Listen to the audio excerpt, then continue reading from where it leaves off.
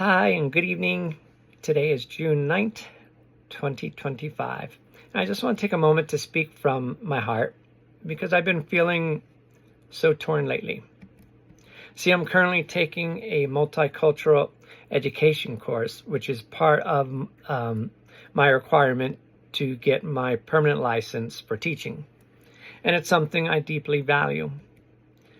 This course has opened my eyes even more to the rich diversity that makes our communities whole and the ways that education can uplift every child's story. But as I sit in this class, learning how to embrace and teach diversity, I really can't ignore of the reality of what's happening outside of this class. Right now, our country feels like it's unraveling in ways that hit especially close to home.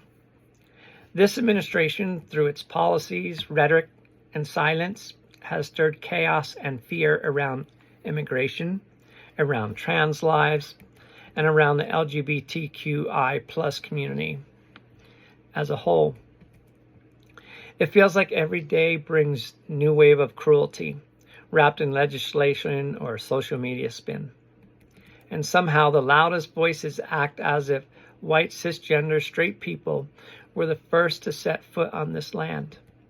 As if indigenous genocide, enslavement, colonization, and centuries of resistance never even happened.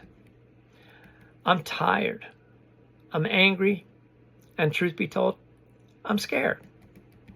And yet, I'm also rooted in something deeper than this moment. I'm rooted in my faith. And a God who walks with the marginalized, who hears the cries of the oppressed, who creates all of us in divine image.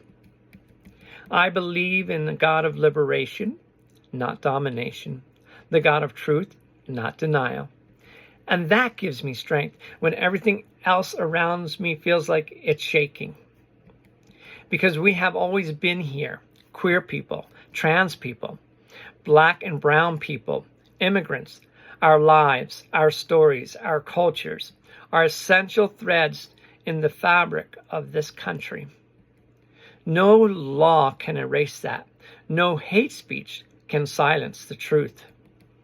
But still, if our society keeps proceeding down the path we're on, this path of erasure, exclusion, and fear, then our cultural diversity becomes null and void.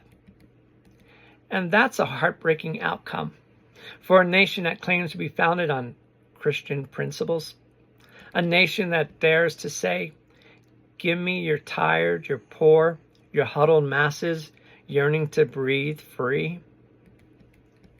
Where's that spirit now? Because I believe God is not just watching, God's weeping. So yes, I feel torn between the hope of what we're learning and the horror of what's unfolding. But maybe we sit in that tension because it's real. Maybe we keep learning and teaching and showing up anyway because the future demands it of us, because God demands justice of us. If you're feeling torn too, just know that I see you and I'm with you. And we will keep going together, grounded in faith, sustained by love, and carried by grace. Let me close with this scripture from Luke chapter 4, verse 18 through 19. The Spirit of the Lord is upon me, because he has anointed me to bring good news to the poor. He has sent me to proclaim release to the captives and recovery of sight to the blind, to let the oppressed go free, to proclaim the year of the Lord's favor. Thank you for listening. And please do me a favor. Take care of your spirit during this time. God bless you and have a good night.